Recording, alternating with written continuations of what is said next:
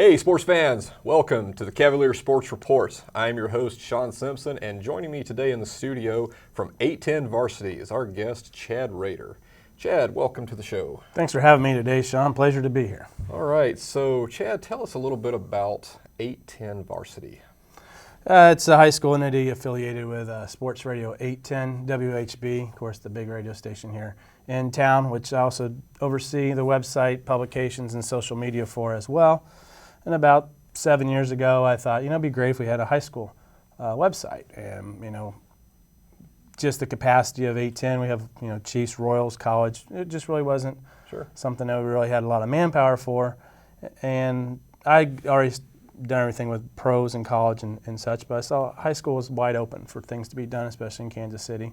So I started a website basically with scores and stories and such. And then a couple years later, kind of elevated it by streaming games live online, and you can watch 300 games a year for the last 5 years online. We send out broadcasters, maybe an aspiring broadcaster such as yourself, or somebody that's been a little polished, or just once, like we had Stephen Davis who does UMKC basketball. He did it last year as well. So we have experienced broadcasters, and we have the people that the broadcasters or students that want to start, pair it up, and eventually have a game where fans, families, athletes after the game can watch it. Maybe grandma in Iowa never saw their grandson before. Now they can see it online. You can look at it on your phone, on your TV, of course on a laptop. So it's been a very gratifying entity from that aspect, that you grow it from starting out from code and designing everything yourself to now it gets bigger and bigger every year. And eventually we'll talk about the events that have also been created. Kind of conjured up a few events. One we're going to talk about ahead, the Best of the Midwest Showcase, the basketball event, and then have a soccer event and AAU events. And it seems like there's always more ideas being thrown at me, more than I can keep up with. Oh, I'm sure. I mean, once you get into the high school and even, I mean, you could, in this area, I'm sure you could take sports and broadcasting to any level you wanted, because there's no end to the amount of athletes and parents who want to see their kids streaming out there. Yeah, so. And you always get questions. Why is it? How can this game not be online tonight? This is such a big game. It's like week 4. You're not even into playoffs or districts or anything like that. But everybody wants their games on, and there's just eventually there's manpower and logistics of how many laptops and cameras do you have? And it's been different over the years. It started out, many press boxes didn't have internet. So you had to run out a Verizon card. I could tell you, like, here would be great for Sprint, but isn't good for Verizon. I could tell you every press box in the metro area, even out from Topeka to Columbia.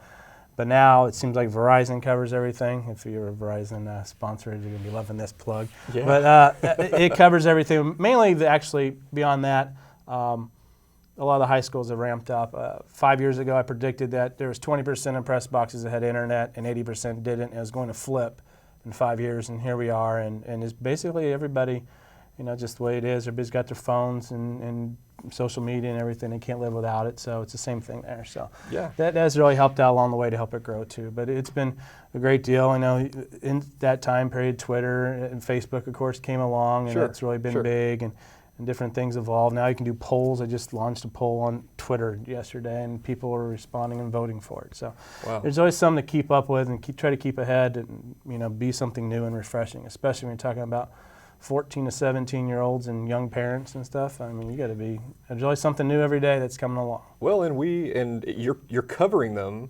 as if they're, you're covering these athletes and giving them exposure, which will help their collegiate aspirations, but it'll also help with the funding and anything else that needs to happen for their schools. It's great exposure for everybody. So that's a fantastic operation that you're doing. I know that's got to be just a major logistical challenge. What made you decide to get into that? I mean, what was your background prior to that, and what made you decide to launch that? Well, I guess I'll go backwards. All the way to high school, I decided to actually didn't make my high school newspaper, which didn't make any sense. Not quite Jordan not making the basketball team, but yeah, it was similar because I went ahead and wrote for the city newspaper that year. I noticed that their writer always wasn't there at our high school games. This is in the big town of Lansing and Leavenworth, Kansas. But I noticed Leavenworth Times wasn't always there, so I volunteered to write stories, and that kind of got me going there. Then I went to University of Kansas, and because I had those clippings, and these are some nice tips for any students and such out there, you just want to keep getting work and such, that I was able to work for the Lawrence Journal World, not the University of Daily Camden student newspaper. So now I was actually getting paid, getting actual stuff going. Again, I covered high school, small college, and of course KU. And then after that, I had to build up a resume and worked up small newspapers after that, and then got into with the Kansas City Royals. Started out as kind of an internship role, and sure enough, became a deal that, you know, if you can learn to spell www dot, you can go ahead and have this job of this internet. You know, they didn't know. It's just coming along. So So eventually, so KCRoyals.com came along, and I've also served on the MLB committee for the current Major League Baseball.com. You still see today a lot of that stuff from all the meetings we flew around and stuff, lining out what would be great aspects for what is now still MLB.com today. And so that was the internet side, and then eventually as time moved on, I moved on to the 810 WHB, helped out expanding their website. We have a new website now. Well, it's new. It's about 3 or 4 years old, but we've gone through a couple transitions since. Wow. And then, like we said, there was the high school thing. I thought, you know, everybody's doing everything in the pros, everybody's doing everything in college, and you start to see ESPN and Fox starting to leak down into high school. And I thought, this would be a really good thing to do. And, you know, the Star and the Metro Sports do some great coverage, but it was, you know, a sports radio station. It seemed like a great opportunity to, like you said, provide more coverage for students. And everybody hears of the Division I athlete or 5 or 6 in the Metro, but not everybody gets that same coverage. And if you're just a regular guy like you and I that are on the team, you know, then it's great to have that, you know. Yeah, that's or absolutely girl outstanding. Too, you know, and we do girls basketball and soccer. Try to do as many sports as you can, but there's only so much you can do. But, you know, have rankings for basketball and football and some soccer and stuff. So yeah. Now, the reason that you came here is because I know in January we're going to be having the Best of the Midwest basketball tournament. So tell us a little bit about that. Yeah, I started it last year. Last year was at Municipal, but kind of wanted to create a regional event for Kansas City. There's a lot of things like in St. Louis and such where they invite teams maybe from a St. Louis or basically around the area, not just their city. And there's been some great events here and tournaments, and of course the Hy-Vee shootout people know about that goes on for a week long. But I kind of want to get a little more, you know, maybe like not so to say Kansas City versus the world type of thing, but like a Blue Springs South versus a team out of St. Louis or Blue Valley Northwest versus you know, somebody like that. And so I thought it'd be great to hold at Municipal, but in the end, Fan Fest was there next door to us last year, which I thought would be great, especially after the Royals went to the World Series. It turned out parking was tough, and eventually Bartle Hall took food from our event there, so the last 2 games didn't have food for, and just became, because of finances and some logistics, I thought it'd be better to find a local college that really values this, but also had some good seating capacity. And you look at location, you're right off 435, you're close to state line, you know, I believe it holds 3,200 or so, and it's all the bleachers are pulled out and such. And been great to work with too, you know, from Jim Dice to, you know, Tyler and Carl and everybody. It's been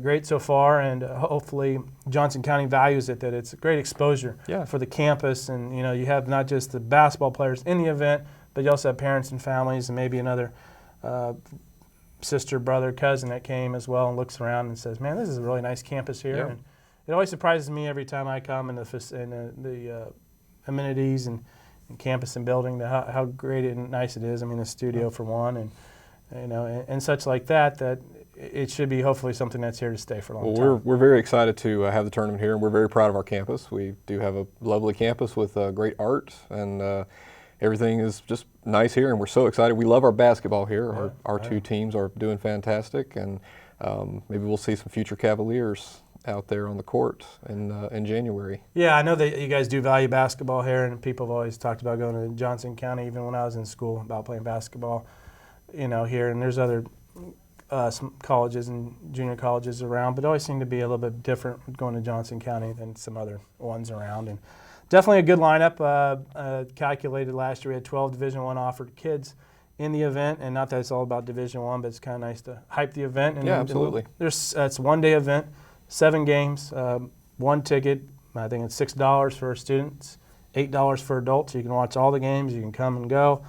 And the last 4 games, each team in it, all the 8 teams will have at least one Division I offered kit. So the highlight of it will be Blue Valley Northwest versus Colton Catholic, but it features Michael Porter. He's the number 2 kid in the 2017 class, been compared to the likes of Kevin Durant, and he's 6'9". He can pull up and shoot from anywhere. He can drive. We have some video, I believe, of him dunking from the free throw line in traffic during a game, and he is the real deal. And he's cut his list down to just 10 now, of course, and it's only just starting his junior year. And it's Duke and Kentucky, but notably around here, Kansas and Missouri. And I know Bill Self does really want Michael Porter and so does other Jayhawk fans, playing as a Jayhawk. So it'll be great to bring him here to Kansas City, and ultimately that's the great thing about this event is continuing to bring not just teams from Kansas City, but maybe even the likes of an Oak Hill or some of those big academies, and bringing them here and having such an event like that in Kansas City. And we're going to do it here January 16th right here in Johnson County. Starts at 11 o'clock, last game at 8:30. More information, of course, at 810varsity.com, and you can always go check out that to see the lineup and game times and tickets and all that good stuff. All right, well, that sounds good. Well, thank you so much for being here, Chad, and we will look forward to seeing you guys in January. Sounds great. Thanks as always. All right. Well, that's it for today. On behalf of the whole JCAV team, I'd like to thank our guest, Chad Rader. For more information on the Best of the Midwest basketball tournament, you can visit 810varsity.com. This has been your Cavalier Sports Report.